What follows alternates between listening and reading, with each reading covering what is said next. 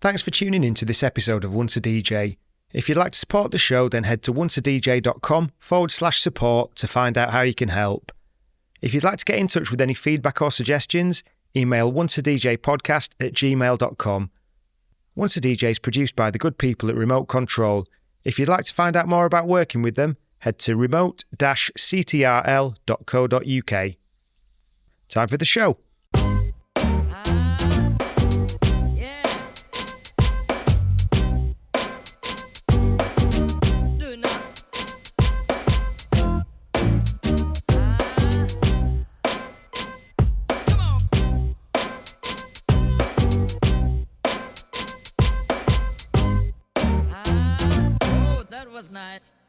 Once a DJ is brought to you with the support of Vinyl Underground Record Store. Since 1993, VU has been shipping new and used underground house, techno, disco, hip-hop, soul and more worldwide from Northampton in the UK. They're your go-to store for upfront releases, repressed classics and deep digging for undiscovered gems. And they're a great crew to deal with who really care about the music and their customers. To show the support to the Once a DJ community, they're giving you 10% off your next order. Just head to vinylunderground.co.uk and use the code ONCEADJ10 at checkout. You also get free UK delivery on all orders over £100.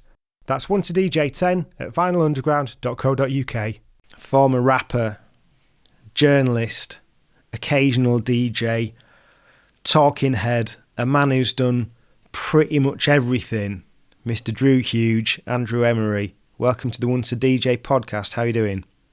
I'm doing really well, thank you. That was a very exalted introduction to basically say jack of all trades. I worked really hard on it, to be honest, but I've not got that kind of condensing things down to a finer point yet. That's why my podcasts are all too long.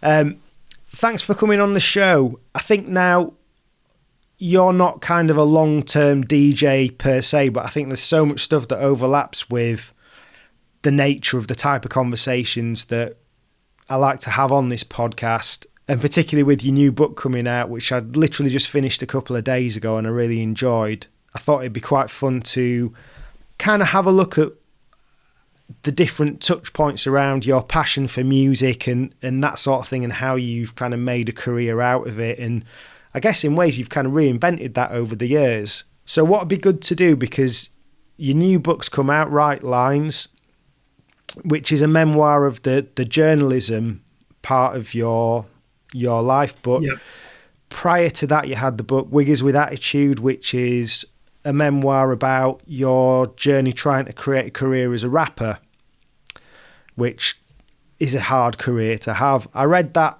when it came out, so there's probably a load of stuff that I've forgotten from it, because without trying to boast, I've read in the double figures of books. So you've always got to make room for some stuff to come in where some's gone out. It was 7 years ago it came out now. So, you could be forgiven for forgetting what's in it. When I was writing the new book, I had to reread my old book to make sure I didn't tell the same stories twice, because there's always a danger of that. So for the benefit of the people that don't know, do you want to kind of give us a little bit of oversight of your early era in Nottingham and then in Leeds, and just where hip-hop came into your life? Yeah, so I was born in Leeds, but very much grew up in Nottingham. I was there from when I was 2.5 to when I was 14, and it's the typical kind of suburban childhood. My dad had a taxi business, video rental business, and also he had the mobile disco for our market town, Bingham. So I was always massively into music. There was always music around us. My dad's own metal collection, so I was a junior metaler, big on AC/DC, wanted to be a drummer, guitarist, without ever trying to learn any of these things. And then, one day I'm at school, it's 1984, I'm 11 years old, and someone puts in like the common room, or whatever. Common room makes it sound like I went to a private school. I didn't, it's just a state school. But, the kids would get together and breakdance there, and breakdance was just arriving in Nottingham. I'd never seen it, I'd never heard it on TV. I'd probably heard rap in as far as Sugar Hill Gang or whatever in the charts or stuff like that. But then someone put in Electro 2 in the which, a term we used to call ghetto blaster, which is a term we no longer really use these days. We have to use boombox because it's a lot safer. But everyone called them that back then, even if they had the tiniest little one like me. I'd not even thought of that. Yeah, it's a term we don't really use anymore because it's got certain associations, and rightly so. We've language evolves, and there were worse things than that. There were really racist phrases associated with it as well. I don't know if you remember any of those. No. But yeah, I'm not going to repeat them because obviously that could be taken out of context by some miscreant or ne'er-do-well who edits my voice out of this, and within days I'm cancelled. But there were quite horrible racist phrases for boomboxers as well.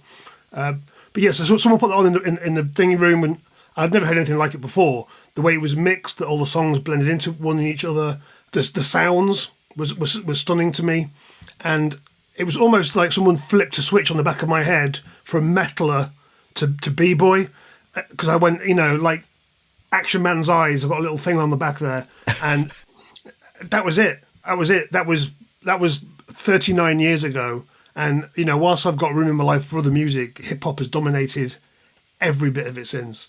And at my school there was like 6 or 7 kids into it, one of whom was a couple of years older than me. That was a guy people might know, DJ Ivory from the P Brothers. He was a kind of big hip hop cheese at our school. I remember going up to him in the playground because he was in my sister's year, and saying, "Oh, I hear you're into hip hop," and he was like, "Yeah, well, whatever, mate. I spend 50 quid a week on records." And this was 1984, 85, so there's no way he was spending 50 quid a week on records. But playground bravado, and a guy I didn't know was at my school until years later, DJ Super Rix, a mutual friend of ours. He was also at my same school, yeah, because his dad was at the nearby RAF base, which my dad had the taxi account for, so we probably ran into each other without knowing each other. So, when rappers tell all these stories about, Wyandanch High School and the day Rakim came in and they were beating on the lunchroom table while he rapped, well, my school was like that, but probably better. And Nottingham had quite a healthy scene, didn't it, in the sort of b-boy era? It did, and the tapes that kind of used to circulate around Nottingham were the kind of Rock City tapes. So you had the electro tapes or the Rock City tapes, and the Rock City tapes were just recordings of jams that were taking place there. And you'd have the Breakers, which is the Rock City crew, and you'd have local DJs. You had a guy called Mongoose who used to DJ there. Graham Park used to DJ hip hop there. Oh wow! In the early days, and I was probably 12 and a half, 13 when I went to my first Rock City jam. And yeah, saw Graham Park there, all the Breakers, got taxed by some kids for bus fare, kind of rite of passage stuff when you're a really skinny, as I was then, 12-year-old kid going to a hip hop gig. But the scene was really vibrant, and we were 12 miles outside, and it was still getting to us. And yeah, it was incredibly exciting. Arcade Records was the focus of it in town. They had all the latest imports. So yeah, I was just head over heels in love with it from the minute one, and I was immediately like, let's form a crew. You're the DJ, I'm the rapper. I couldn't rap, they couldn't DJ, but we just wanted to have b-boy names and do all that kind of stuff, and do shitty graph at the back of the school and all that kind of stuff. Because it was such a fresh culture then. It was so, it was so unknown. There was the odd news story. You might get a thing on John Craven's news round with them saying, the Cray sweeping the nation, blah, blah, blah, blah, blah. But parents didn't know about it, Yeah, I had Cy Specs on, and the big thing that he found was breakdancers at a monster truck festival. It's all these, in Tomorrow's World having the SP1200 on it, and there's all these kind of little touch points. I think that was really important for me, was when I wrote Wiggers, was I was trying to capture that moment in time of, now it's so, hip-hop's so big and global. I think when I was writing that book, I had the radio on, and I heard Nicky Campbell on Radio 5 using the word diss, right, in the right context. And how that's unthinkable in 1984, when, you say, you're just getting Judith Hahn on Tomorrow's World, and you're getting these little 2-minute snippets once a week about the culture that you've fallen in love with. Yeah, that's interesting. So then from there, what was it like moving from one city to another at 14 when you've got this strong identity with something like music? Did you go all in when you went up and try and establish your tribe, or did you kind of hide it a bit and just try and work out how to blend in? I'm going to say it was a real mixture of both. I was really lucky in that the new school I moved to, I mean, I did not want to move. I didn't want to leave Nottingham. I had all my crew there. Me and DJ Touche, we're one day going to blow up and do something together. But, I mean, in the long run, it was a good move for me for school and everything. But I got put with somebody on day one. I was just given to him and they said, look after this kid. And me and that guy, Paul Chatterton, are still friends to this day. We were at a DJ Yoda concert together a few weeks ago. He's now a professor at Leeds University and a lovely guy. And he helped me kind of establish myself in the school a bit. And I found the other hip-hop fans really quickly. But again, it was still... Hip-hop was so weird then. I mean, we're talking about 87. And, we think of that as kind of the golden era of hip-hop starting, 87, 88. But over here, it was still so randomly unknown. I remember taking a Big Daddy, the first Big Daddy Kane album into school to show somebody, and them looking at the year on the back and going, well, this is really old. And I was like, well, no, this is from this year. And he went, no, it's looked 1965 Broadway. And I'm like, that's the address. And he was like, no, this is an old album. It's like, people did not realise that hip-hop did not exist in the 60s. And this was 1987, really weird stuff like that. So, yeah, I quickly established my hip-hop credentials. But again, I mean, this was an incredibly white school. And I would say there were 3 hip-hop fans in it. 3 hip-hop fans in it, tops. Which is so strange to think of that now. Yeah, I mean, I'm from Emley. So I don't know if you know it, just a bit, what is it, about 15, 20 miles away from Leeds. And I grew up around there, very rural sort of area, and going to school there. I think one lad rapped some Tupac at me when I was about 10, but other than that, that was the only time I ever kind of really saw any hip-hop influence in my schooling, really. It was all like happy hardcore and stuff when I was there, although this was kind of 10 years later. But yeah, we just didn't have any sort of hip-hop there. And we were only 6 miles away from Huddersfield, where I think there was probably more of a just like a connection to Leeds. Yeah, definitely.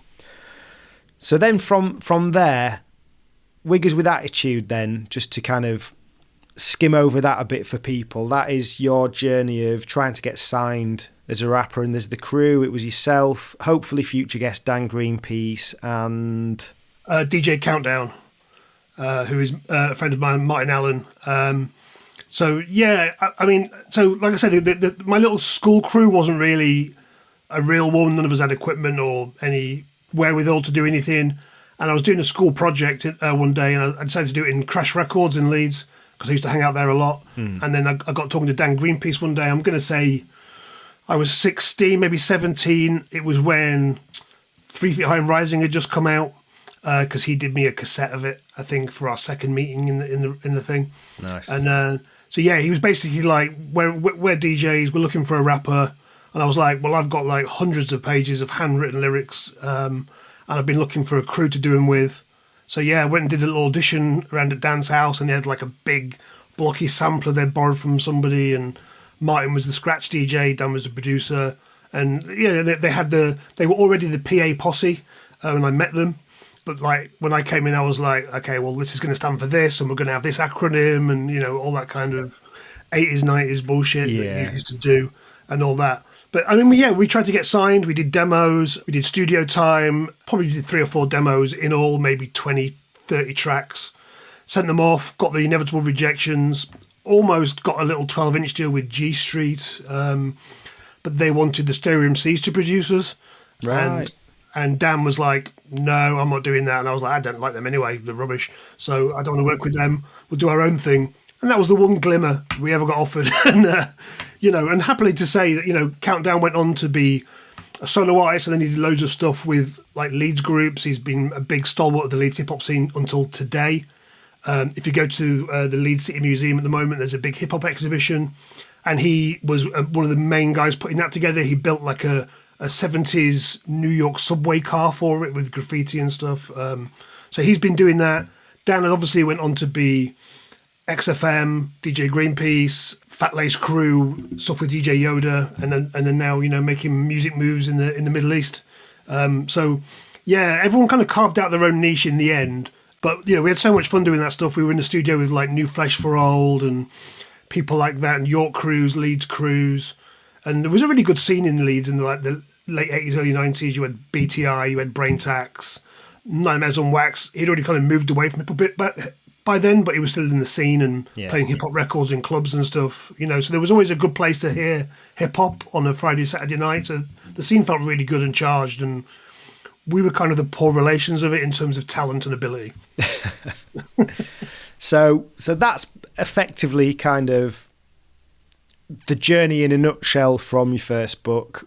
But it's I remember really enjoying reading. It's a really fun read. I think your writing style is really good as well. But yeah, so what's interesting as well is with a lot of these things, I never made it as a DJ. I probably achieved a lot less in my DJing than you guys did in your rap career. But it's being able to look at it, frame it in the right way, and look at it and go, okay, how can I use this in a different way? What skills have I got from it? And it's all that sort of thing. So that's something that I think's nice about getting you on here as well. So with Right Lines, then that kind of covers the next phase of your life where you went into writing, doesn't it? So kind of goes from uni, and then we go through your career from there, right? Yeah, because I'd always been like a bit of an amateur writer on the side. If somebody in sixth form was putting out a little fanzine, I'd try and write a hip hop review in there. And then when I went to uni, I wrote for the student newspaper. Never wrote about hip hop for them. It was like, go and cover the blind date at the student union bar, or I did a regular TV column and stuff like that. And I think I've still got every cussing I've ever done, everything I've ever written, I've still got, and that stuff's embarrassingly bad. But I like to keep it as a kind of reminder when you're trying to find your own voice. And for me, it was a case of, well, in hip hop terms, I've failed as a rapper, but I've still got all this passion and knowledge for the music, and I really wanted to kind of do something with that. And I could have gone the business route, which is kind of where Greenpeace went, but instead I was just like, well, like a lot of people, went to university, didn't know what I was going to do, came out. I was a big Hip Hop Connection fan. I thought I'm going to send off some stuff to them, really, and that has proven to be like the perfect outlet for me, for my pent up ambitions. I couldn't be a rapper. There's not a lot else you can do if you can't DJ, and I've DJ'd a fair bit, let's say, just for the sake of the podcast justification. I used to do a little bit at Spread Love with Rob Percy, James LeBenz, DJ Yoda. I used to DJ at the Elbow Room with the short-lived, scarcely attended Fat Lace nights. But my approach to DJing was always very amateurish in terms of skills, but I would always have good records. Well, this is something that comes over in the book, and it's quite obvious, really. But your musical knowledge is going to be obvious based on what your career's been. But I think your record knowledge specifically that comes over in the book is like, I'm reading it, I'm like, what is any of this? I mean, I'm not saying that as someone who knows an absolute ton about hip hop, but I'm beyond basic. I'm not beyond basic. I'm above basic, I would like to say, just to get my English right on that one. Basic 2.0. Yeah, basic plus. But like the level of knowledge you've got over the years from probably the start of your journey in hip hop is crazy deep. I think that's something in my nature, that I was always a bit of a completist and a hoarder. So when I was a kid at school, I was the first kid in my school to read all the books in the kids' library. Right. The kids' library, not the girls' library. Because once I started this project, I want to finish it all. I want to see it all. And then I'd go to like the library in my town and read The Hobbit. And then, oh, right, now I need to read every other word that J.R.R. Tolkien's ever written, no matter how dog shit it is. And in the case of the Silmarillion, it's entirely dog shit. And that kind of carried through to the hip hop. Like, I wanted to read the liner notes and see who the producer on a certain track I liked was, and right, what else have they done? And that stuff was quite hard to research in pre-internet days. What did Paul C produce is quite easy to find now. Very hard back then. So you'd rely on fellow rap nerds and trading stories and trading cassettes and stuff like that. But I always wanted to have, I remember setting myself this target, I wanted to have the best collection of rap records in the world. And I came nowhere near because I've not got the pockets for it, you know. Yeah. Dan's got an incredible collection, one of the best in the world. People like Shadow and people with deeper pockets than me have, hoovered up a lot of the rarities online. But I've kept up that. I've still been inquisitive about new records. And when you said you're basic, I think ultimately you have to kind of accept the fact that the basic records in hip hop are the best records. The ones that everyone knows are the best records. Tribe Called Quest, De La Soul, Gangstar, Public Enemy. That's the best hip hop music there is. All these weird obscurities that trade hands for hundreds of pounds, they're great to know about, but they're no better than these other things, And I love the musical arcana, and I was part of the Diggers with Gratitude kind of board, and I'd take pride in finding stuff that no one else had posted before, sticking it on Discog, sticking it on YouTube to share it, because I never wanted to be that kind of guy who was finding new records and like sitting on them and being like, no, if you want it, you got to buy it. I wanted to like just put it out there so people could hear it, obscurities, whether good or bad. But ultimately, you still come back to the classics. And for me, the key thing about hip hop culture is the music that we all love together. And whether that's Liz the New School then, Black Sheep then, the 80s stuff, what's happening now, Kendrick Lamar, the mainstream hip hop thing has always been the best stuff, I think. Yeah. Once a DJ is brought to you with the support of Vinyl Underground Record Store. Since 1993, VU has been shipping new and used underground house, techno, disco, hip-hop, soul and more worldwide from Northampton in the UK. They're your go-to store for upfront releases, repressed classics and deep digging for undiscovered gems. And they're a great crew to deal with who really care about the music and their customers. To show the support to the Once a DJ community, they're giving you 10% off your next order. Just head to vinylunderground.co.uk and use the code ONCEADJ10 at checkout. You also get free UK delivery on all orders over £100. That's ONCEADJ10 at vinylunderground.co.uk. I wanted to create a product for the listeners to be able to support the show and for the guests as a token of gratitude for being on, so I've teamed up with Sure Shot Shop to create some Once a DJ 45 RPM adapter clamps. These are my weapon of choice as a 45 adapter as they add stability and grip to aid you in any setup.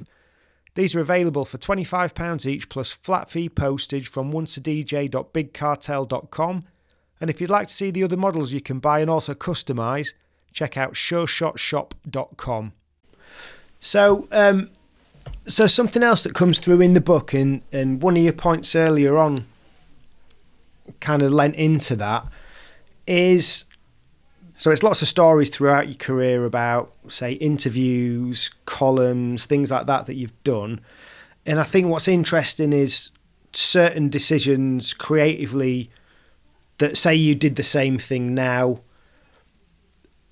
either as an elder adult or with a 2024 lens, you'd think the taste would be really poor. But it is really interesting being able to look back on your life, I guess, through having these articles, your writing style, and being able to kind of pinpoint what your identity was at the time, because our identity is always shifting a bit, isn't it, as we grow and we get older. Yeah. So as part of writing this book, Andy Cowan, the erstwhile editor and owner of Hip Hop Connection, sent me every issue ever to go through so I could do a timeline. And going through those cuttings was really illuminating. At times it was, things I'd forgotten I'd done. I'd totally forgotten that I'd interviewed Scarface, one of my favourite rappers of all time. How did I forget that? Well, that was in there. And then I kind of see the period in my life as a writer where I'm not as engaged with music, and I think that coincided with me working in London, drinking heavily with lots of friends every night. I'm not saying this with regret. They were great years. Yeah. But I was possibly less engaged with my hip hop friends then for a while. And you see the ebb and flow in your writing style, and some of it's quite embarrassing. You look back and you use words that everyone used as a pejorative term that you're kind of embarrassed, like you use gay in writing. Oh yeah, I don't like this record, it's gay. Yeah. Now I'm embarrassed about that. It's childish, it was silly, and it's no really excuse to say everyone was doing it, but everyone was doing it. Even in the trendiest style mags, people were doing that stuff. And it's kind of, I'm quite proud of how far everyone's come since then. And, I'm all for political correctness. I've always been a big fan of it. I'm perfectly honest. I don't think it's gone mad. I think it's good to watch what you say and how you say it and who you say it to. And like my older me looks back at the younger me sometimes with a bit of embarrassment, equally with quite a bit of pride, I think, when I look back at my hip hop connection career, because I think I kind of pushed hip hop journalism in the UK in a certain direction, which I don't think it had gone into before. And I did that not on my own, but with support of Andy Cowan and people around me like Dan Greenpeace and Mike Lewis, who, DJ Yoda, Rob Percy. They all kind of were on board with trying to be really musical experts, but not making every article a loving, having some critical distance and being able to be funny about music as well, because music is intrinsically hilarious as well as being incredible. Yeah, and I think what comes through as well is, you're prepared to stand by your word and you don't mind if you ruffle some feathers or if someone gets a bit sensitive about a review or anything like that. Yeah, and I think, it's very easy, and I think The Source at its worst, when it was, The Source, let's not mess around, was the most important hip-hop magazine ever in terms of its cultural importance, in terms of its reach, because it was in the US. But it only had a real short period of being any good. And the main problem with The Source, when you look at it, you think of the access they had, the budgets they had, their reviewers were terrible. And they were often scared of saying the wrong thing. And there was a sense of committee to it as well. And like I said, I've got the utmost respect for Jonathan Schechter, and when he edited the magazine, I thought it was wonderful. I think beyond him, it really suffered. And I think what was great about HHC, and not just HHC, but some other British magazines as well, I think that physical distance also lent us some critical distance, and it allowed us to maybe say some things that were, you could slay the sacred lamb in a way that you couldn't in American rap mag, And also, British humour is obviously very different from US humour, and I think we as a country, we've done really well. And like I say, not just me, not just Fat Lace or whatever, I think Grand Slam did it, and lots of the fanzines and stuff have been very British about a very American culture. Mm. So just moving away from hip-hop, because that wasn't the only thing you worked in. You were working for adult publishing company, Paul Raymond, right, when you first went down to London? Yeah, I was desperate. All my friends had moved to London, and there was just a couple of us left, and I was working in a video shop, part-time, a bit miserable, living in my mum's attic, and hearing all these stories of gigs at the Scala and all this, and thinking, oh, bollocks, I'm missing out. And my friend, one-time Leeds rapper, Barry B, a.k.a. Sade, when he was a rapper, he moved down and got a job at Paul Raymond as a designer, and he got me in as a sub-editor there for an interview. And yeah, that was what I thought would be like, oh, this is my little step into London journalism, get a bit of experience here, and then, move on to The Guardian or whatever lifestyle mag. And in the end, ended up being at Paul Raymond for 15 years, more or less. How was that? It was an interesting period in my career because I've met some of my best ever friends there. Yeah. What was I'm not going to say the phrase good about pornography back then, but what was interesting about lads mags is that there was not a lot of difference between the top shelf and the middle shelf. Yeah. And they were getting closer all the time. And in a way that the middle shelf destroyed the top shelf before the internet came along and finished the job. Right. The middle shelf did it by suddenly saying, well, actually, you can see loads of celebrity boobs in our magazines and actually some really good writers. Do you think it became like the acceptable face of it then? I think it did, yeah. And I think a lot of people who've worked in lads mags, in Nuts and Zoo and Loaded, look back on some of the things they did with a bit of, oh my God, can't believe we did that. Oh well. And at least I think there was something honest about our magazines. And, I'm not defending pornography, but there was an honesty to it. You buy it for a certain reason. We did sometimes pretend to be something we were not. Like I remember me and my friend Nat taking Louis Theroux out for lunch to try and convince him to write a column for a porn mag. And he ummed and ahed and he slept on it and before saying no. Because we were trying to get that kind of crossover to the middle shelf, going back the other way a little bit.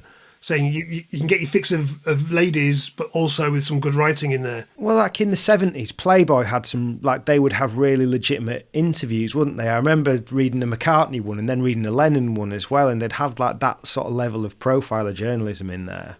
Yeah, they'd have high-profile writers interviewing high-profile artists, and we tried to do some of that, but obviously there's always been certain publicists will be like, absolutely not to their artists, you're not going in that, and fair play to them.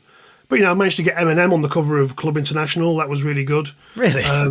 Yeah. I met him for lunch. It was the second time I'd interviewed him. Obviously, we did him for Fat Lace, and then, I did him for Club. I think I was interviewing for Music magazine, and then I just said, can I get you holding a picture of Club magazine and use it on the cover? And he was like, yeah, fine, because he was so new then, he didn't have the kind of 6 layers of publicists to go through who would have vetoed the idea. But that was a really good selling issue, just a little drop-in of him on the cover next to some girl. So would that have been the Raucous era then? Just after his first album I think My Name Is had just dropped. Right, because I did want to ask you about that, because, I interviewed House Shoes yesterday, and he was saying he actually DJ'd that Eminem launch party that you mentioned being at. Oh, yeah. Yeah, small world. Was there a feeling then, because, say, like My Name Is obviously quite different and quirky, it's not a reflection of what his work was going to go on to be. No. Did people get it at that time that he was going to be absolutely huge, or was it like, this is just another rapper who's kind of skillful? I think there was a real sense that he could be something very special. I remember being in the Raucous offices on Broadway with Greenpeace, listening to the Shabam Sadiq track, 5-Star Generals, where he's on it, and they were like, yeah, he's been up in the offices, and he's incredible, this kid from Detroit, and he's already got an EP out. And I think we picked up that EP while we were in New York, a couple of copies each, and the CD, the Slim Shady CD, before he got properly signed. And there was a real excitement about him because he felt like the real deal. He felt like a street rapper, but with incredible lyrics and also quite emotionally honest and raw.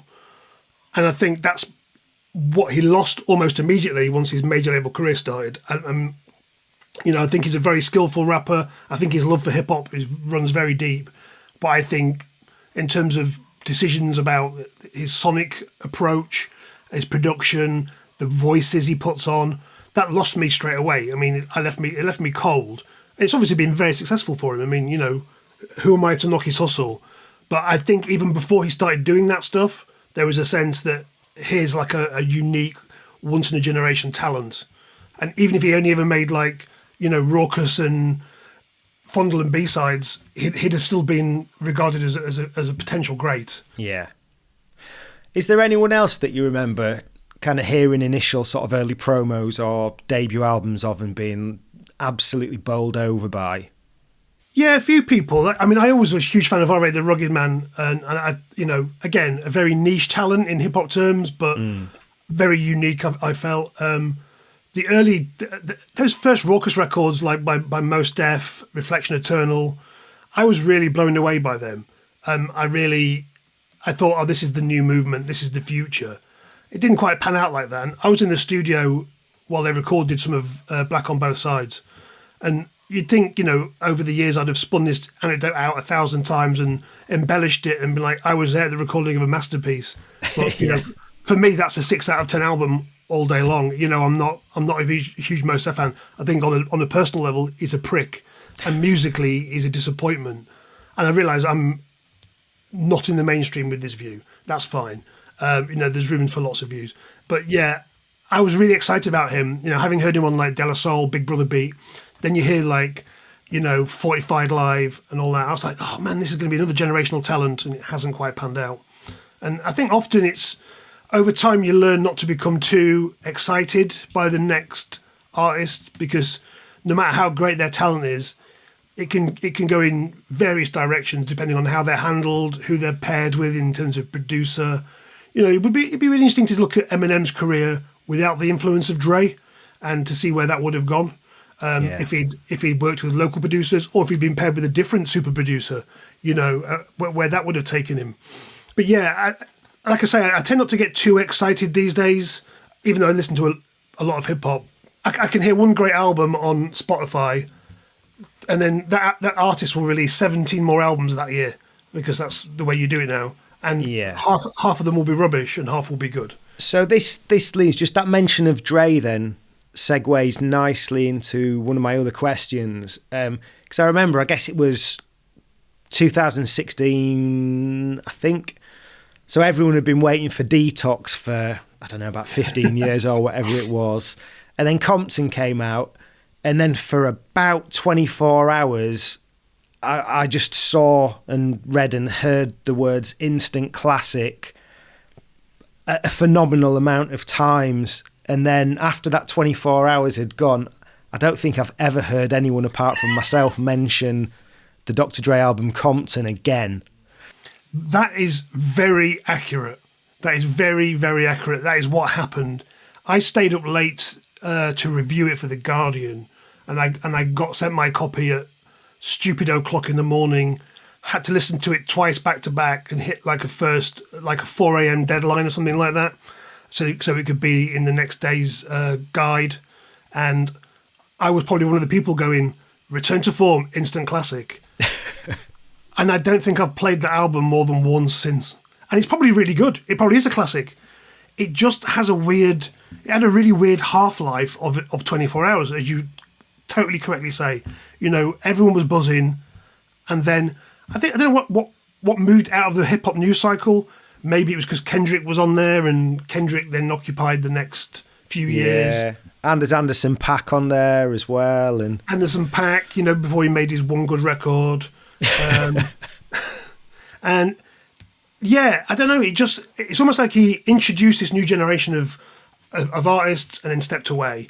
And as an artifact, the actual album hasn't stayed in consciousness or rotation. You're completely correct. And do you know what? I'd not even thought about it for so long until you mentioned it. And I was like, oh God, I love that album when I heard it. Why have I not played it since? That makes no sense whatsoever.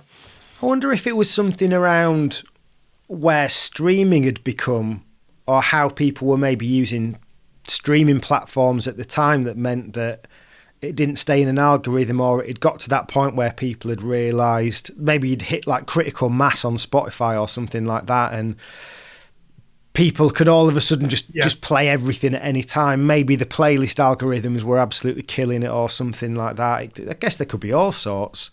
Without being like old man shakes fist at cloud, there is definitely a big difference in how people experience music now. I'm not saying that's a bad thing. It is absolutely different, because I used to be able to afford one album a fortnight on my pocket money. So I'd go into Nottingham and it would take me ages to choose, you know, do I pick this with the funky cover? Do I pick this because it's got a rapper I've heard of it on? Go home, and that's my listening for that week. You know, there was no hip-hop radio shows, there was no internet. So you play that record again and again until you know all the lyrics, where the crackles are, everything. And then now, on a Friday, I'll go on to what's new on Spotify, and there'll be like 9 albums have dropped. And I've got, you know, a couple of days to listen to those 9 albums, often when on the move or in an office, and, you know, pulling out my earbuds whenever somebody wants to talk to me because I'm halfway through a new, like, Currency album or whatever. You know, it's a very different way to experience music. And I think some albums do fall foul of that. They kind of slip through the cracks of just getting lost in the noise. And, you know, and there is also, hip-hop is so much more global now and so big that, you know, when I was growing up, you were looking for the next New York or West Coast rapper. Now there's rappers from everywhere. Bedrooms, on labels, established, you know, legends still doing it, like MC8 or E40, you know, still releasing several albums a year. There's so much more to pick and choose from. It is sometimes harder to kind of really marinate an album. So then, rewinding back a little bit, because I do tend to jump around. That's an unintentional hip-hop reference. With that thing about the variation in the regions, in your book, you quite nicely explain how there was, say, like yourself, that was focusing on, say, late 90s, early 90s, a lot of the independent stuff coming from the US. And there was a real respect for how Hip Hop Connection was approaching that. And then you talk about, say, like Rob Percy, Super X, Dave, I think it is, really championing the Southern sort of stuff. And I guess maybe more of the sort of hi-fi and things like that, I guess. Like certain, like more club sonics. how did you guys tend to feel about the shiny suit stuff? I think it was very mixed. I think, I made a bit of a small part of my career out of having a pop at that stuff in print, and what people kind of sometimes have to remember is being a journalist isn't always about your personal convictions. Sometimes it is as literal as having opinions for money, and somebody said, a few years ago, I did a piece for The Observer where they had another writer and they used to have a back and forth thing where you argue a point, and they invited me to defend Chris Brown. Now, for me, I hate Chris Brown's music and hate him as a person. So for me, that sounds like a challenge I can take on because, I've got to almost convince myself as well as the other person and the reader, right? That Chris Brown's a great guy. And I think sometimes in terms of writing about the shiny suit era of rap, I was sometimes setting myself a little target and trying to be a bit of a rallying point for a certain kind of rap fan. In doing so, I probably painted myself into a bit of a corner because my tastes were always way more Catholic than that. I liked a lot of music that Puff Daddy put out. I liked Biggie. I listened to all coasts. But people like Rob Percy, Dave Sadeghi, Phil Mlynar, a lot of the other writers at HHC and beyond were, I think, much better at that balancing act than I was. And I was very much like, I'm over here, I'm on this side. Even though at home I'm listening to Devin the Dude. Right. In print I'm writing about, company flow or whatever. And I think they were ahead of their time, I think, as tastemakers, as DJs, as journalists in championing the South. And history has proven them right. That is some of the best music. And I think a lot of that comes from they were out in the clubs. They were where the people were. More specifically, they were going to clubs where women actually went to and realised you weren't going to get them dancing off a Reflection Eternal B-side. You weren't going to get them dancing to Frank and Dank. You were going to get them on the floor with Little John, with Outkast, and then from there the kind of club bangers era took over, which I think was a great era in hip hop. They were right about that, I think Rob once used the phrase "lady drugs" as a kind of reference to a certain kind of hip hop that gets people on the dance floor. He probably disavows that phrase now, Rob. Sorry, mate, if you're listening. But I always thought it was really accurate. It was like, do you know what? If you go into a club, do you want to be where men and women are on the dance floor? Or do you want to be in a club where it's men doing the 93 dance to, Gangstar Full Clip once again? Because I'm fed up with that life. And I think they were fed up with that life, and they wanted to embrace the kind of multicultural, multi-gender hip-hop scene that there was in London at that point, And they were very in touch with reality, I believe, rather than the kind of hip-hop journalistic circles that I'd probably captured myself in a little bit, imprisoned myself within, of kind of white record collector nerds and who believe they know best, which is what I kind of spent a bit of time being, I think. Yeah. I think, I never had any of the copies of Fat Lace. It's something I was aware of. It's more me get what I got into at the time I got into it. I was quite later than a lot of people would have been getting into hip-hop and finding my sources for it and stuff like that. But it was really nice to hear about that part of the journey as well, and the real labour of love that went into it, and how you were leveraging hip-hop connection assignments and being able to go like, I can satisfy the needs of these guys to a good standard, and I can carve out some stories for myself. The things about you guys kind of staying, many of you in a room, you've got that great story about R.A. the Rugged Man, who you mentioned already. Was it quite nice to have that because you compare it to like a hip-hop version of kind of Private Eye, or Private Eye and a bit of Viz. Was it nice to have that outlet so that you didn't have to be as serious and have that balance? It was wonderful. I mean, Fat Lace is the thing I'm proudest of in my life. And again, there's 5 issues. The first one is dreadful black and white, really thin content, designed by me, a man with no design sense. But there's still some little bits in it that I think, these are really good. And as it grows, it gets better and better. And I think, as the team grew, like Yoda came on board with issue 3, the late Pete Cashmore came on board, did some really funny articles, and everyone kind of found their feet. Phil Mlynar came on board. it was a really good place to be silly and a bit iconoclastic and to push the boundaries of what we could do. And it was, Andy Cowan at Hip Hop Connection, he was very supportive because he could have just said, absolutely not, you're not using my time when you're interviewing rappers on my dime to get this extra bit of material. And really often it was just, 5 questions where we'd ask a rapper about what's on the VHS shelves at home or what food they eat in the bath or stuff like that you'd never use in print, really. And we'd spin a series out of that, or whatever. But also it was a good chance to take pot shots at what we thought were the more kind of po-faced aspects of hip-hop culture in general. Because, like, let's say a rapper goes and shoots somebody and it's caught on camera and they've done it and they've killed somebody. There will still be a load of people on a record the next day shouting, free whoever, And it's like, well, they've shot somebody dead. Surely they should go to prison for that. And for Fat Lace, it was like, well, what comic hay can we make out of this kind of disconnect? So we did like Slick Rick's prison letters and stuff like that. And it's just like every aspect of hip-hop that we love, there's also something a bit absurd about. And how do we take that and poke fun at people? But also look at different things like we did. Like I think at the time, I'd written an article for Nuts magazine about rappers and their rides.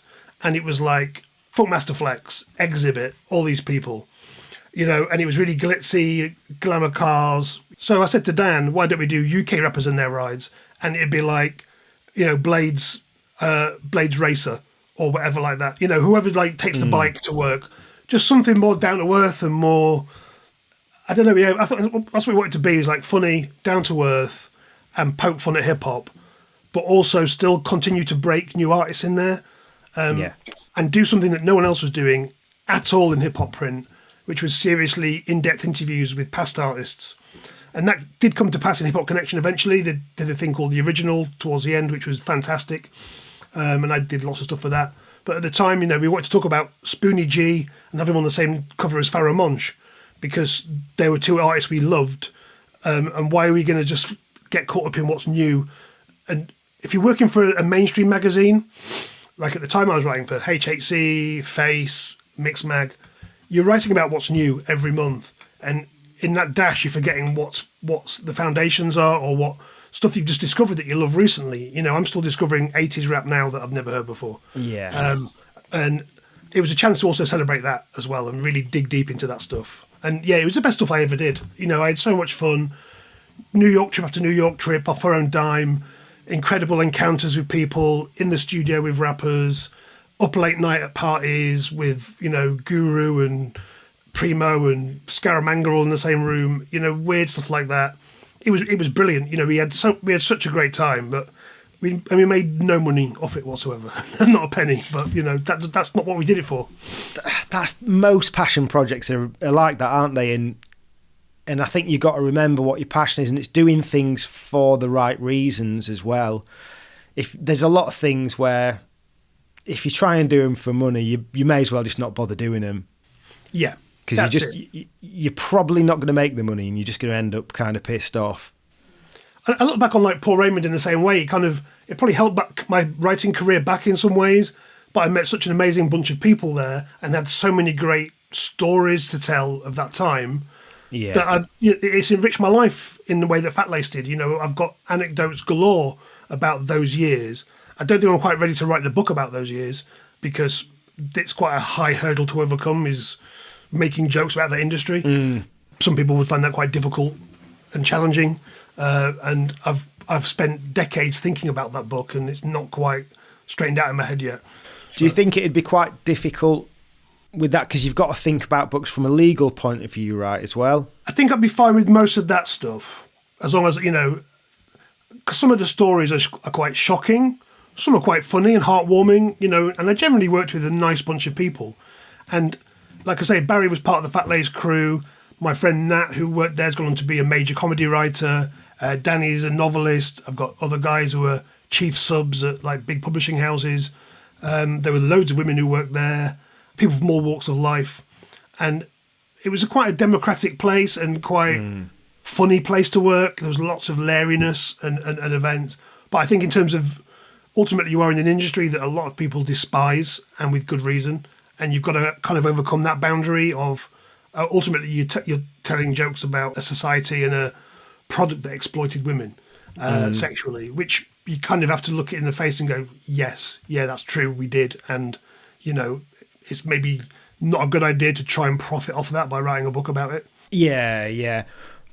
But I mean, I started working in publishing after the heyday of it. But from just a few of the stories that I've heard, I'm sure there was a lot of behaviour across publishing that wouldn't have aged well. You could probably take any of the big publishing houses from that era that may not necessarily be in that industry, and you're going to probably get some horrendous stories. I've heard much worse stories about Loaded and some of the other lads mags and stuff that went on at Paul Raymond. Mostly because I think the people who worked at Paul Raymond were genuinely, and not exclusively, but in terms of my generation of people who came through, we all wanted to be decent, and we all wanted to respect the models, treat them nicely, make sure they got paid. You know, I would refuse to work with any photographer who had a bad reputation in terms of paying the girls or, you know, sexual exploitation. And I can say the same for many of my friends. We'd be like, no, we're not having that. Yeah. And so, you know, we weren't in the most ethical industry, but I think we tried to behave ethically within it. You still have some stories, you know, but most of my stories don't involve breasts. They involve, like, you know, things that happened in Soho, because that's where we were. Yeah. And, you know, Soho from 98 to 2013 was an amazing place to work, you know, and still is. I know it's been a bit sanitized and bowdlerized now, but it's still a wicked, buzzing place. Yeah. Once a DJ is brought to you with the support of Vinyl Underground Record Store. Since 1993, VU has been shipping new and used underground house, techno, disco, hip-hop, soul and more worldwide from Northampton in the UK. They're your go-to store for upfront releases, repressed classics and deep digging for undiscovered gems. And they're a great crew to deal with who really care about the music and their customers. To show the support to the Once a DJ community, they're giving you 10% off your next order. Just head to vinylunderground.co.uk and use the code ONCEADJ10 at checkout. You also get free UK delivery on all orders over £100. That's ONCEADJ10 at vinylunderground.co.uk. I wanted to create a product for the listeners to be able to support the show and for the guests as a token of gratitude for being on, so I've teamed up with Sure Shot Shop to create some Once a DJ 45 RPM adapter clamps. These are my weapon of choice as a 45 adapter, as they add stability and grip to aid you in any setup. These are available for £25 each plus flat fee postage from onceadj.bigcartel.com. And if you'd like to see the other models you can buy and also customise, check out sureshotshop.com. So then I guess if you're not going to be doing the book about the porn industry, then I've just got to wait for the one about the digital marketing industry then, and keyword stuffing and all those sorts of exciting adventures. Yeah, the truth about keyword stuffing. If I go on my hard drive, I've got so many half-started book ideas and things like that. So obviously I put out the book of hip-hop cover art in the early 2000s with a proper publisher, and I thought, oh, this is going to open the door to like a career in books. Didn't pan out. The book sold really well, but it didn't pan out. I couldn't, you know, again, you're dealing with a lot of people who don't know hip-hop culture and don't understand the market for it. So, you know, you're running up against a lot of white middle-class people whose tastes are much more archers than, you know, listening to hip-hop. Yeah. And I found it really hard in that world to navigate. And then, so I've self-published Wiggers, because, again, I was sending it to people and they were like, oh, we really love the writing, but it's too niche. And you'd be like, really? It's not really that niche. And it sold 4,000 copies as an independent book. I'm so proud of that. You know, over like 5 years, I sold the TV rights. I'm so proud of how that book did. So I then thought, oh, I'm going to write a book about self-publishing. So that's yet another project that I've started and never finished. Yeah, that was a really interesting thing in your book, actually, because it was without giving away too many spoilers, but it was Tom Davis and Rupert Magendie, wasn't it, who agreed to the rights. because there was one point where I was thinking, I mean, have you seen Ladhood? Yeah. Love Ladhood. So I was thinking something on kind of a parallel with that. Maybe I was thinking more from the Leeds point of view as well, but I think something like that sort of journey could be a really compelling TV show. Yeah, all the scripts that we did, I really liked them. You know, we did 5 or 6 versions, and they got Andy Milligan involved, who created and wrote Man Like Mobeen. He's also the man who writes every funny word that comes out of Ant and Dec's mouth. He's their go-to writer for all their TV shows. He did a couple. He was also a Fat Lace fan, and he was like, "I can't wait to work on this." He did a really great job. Dave were going to do it, and it was very much going to be set in the 80s at first, and it is kind of like about a young boy discovering hip hop in a kind of white working class family in a town where nobody knew what that was. And we talked about having Snoop Dogg doing the voiceover, like narrating it, or Method Man, or some other kind of strong voice. And I was so excited that was maybe going to happen. And the fact that it didn't, I was kind of prepared for, because, like I say, my friend Nat works in TV. I've seen so many brilliant scripts of his over the years that have never made it to screen. And then stuff he has got to screen that he's had to compromise or work on for years and really labour to get that stone up the hill. And I was like, I was prepared for failure on this. And when it didn't come to pass, when the pandemic hit and then Dave were like, we're pausing production, I was like, that's fine. You know what? It's been fun. I got a couple of grand out of it. I got to read the scripts. I really enjoyed that and fed back on them. You know, got to meet Tom Davies for lunch, and he's given me a quote for the new book, bless him. And I mean, Wiggers for me was just a great thing to do. I learned about self-publishing. I learned that there is a market for that kind of story. I got to go on Romesh's podcast, got to go on your podcast. I got to go on Skeg's podcast, you know, talk to people around the world about the book. I mean, what more do you want from life? You know, it's a nice thing to do. 39 years into my hip hop journey, to be able to like come on this and like chew the fat about hip hop. It's a great thing to do, you know. Yeah, and as I said to you the other day, like, I really enjoy your writing. And something else I was going to mention earlier when we were talking about Fat Lace is, I think there's a lot of power and joy when you've got a vehicle in which you can give people their flowers that you think deserve it. Yes. Especially if you think this person needs more credit. So it's really nice to be able to do that and be able to publicly say, you know, I really enjoy your writing. Thank you, man. Appreciate that. And in the style of Fat Lace then, I'd like to ask you a bit of a column type question. So for me, this is something I've not thought about for a while, and there's probably 200 podcasts that do this in like a long form. But for me, I used to like to think about who my ideal dinner guests would be. And I think this was sparked by you mentioning how good an interviewee RZA is. I think this brought it back into my mind. But my dinner guests are ideally thinking that there's a table for 4, because I don't want too many people there. The cooking's going to be rubbish anyway.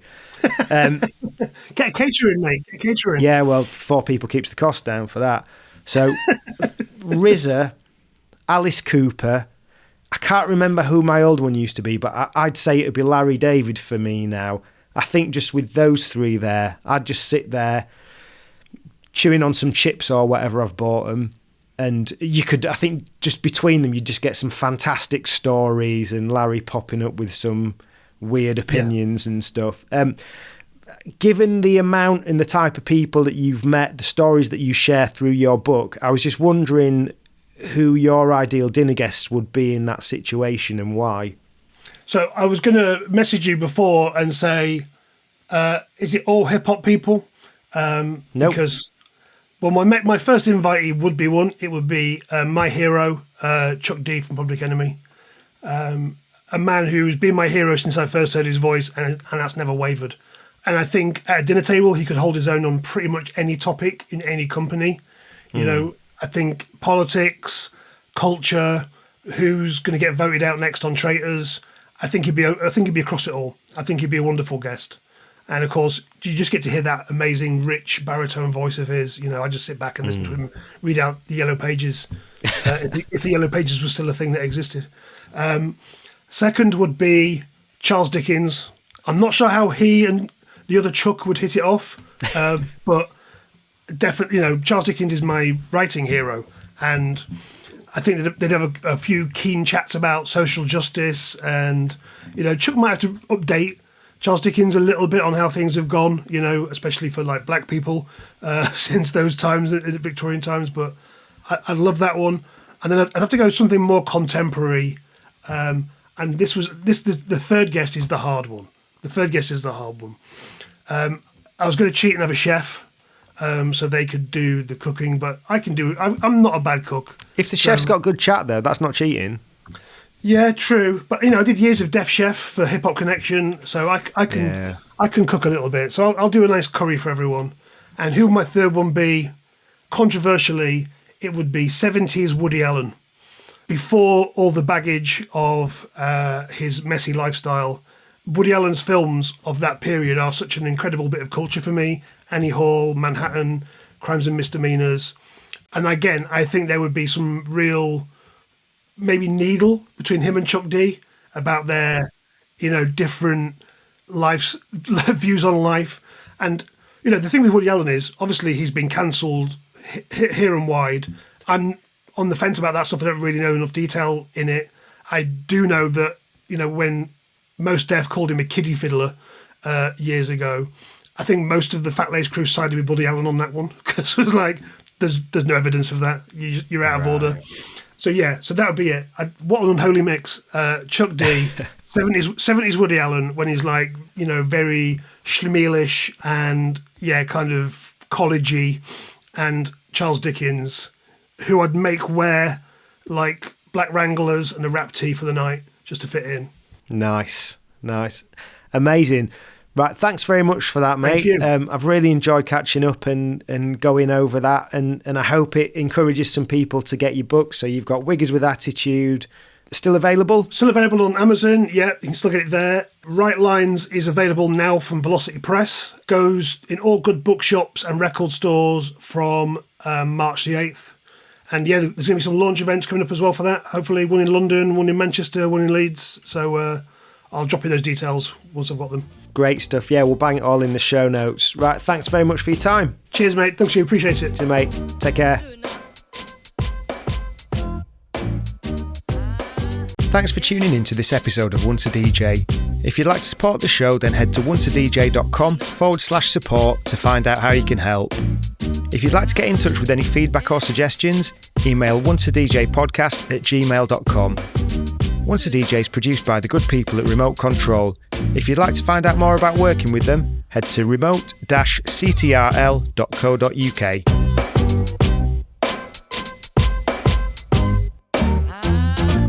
That was nice.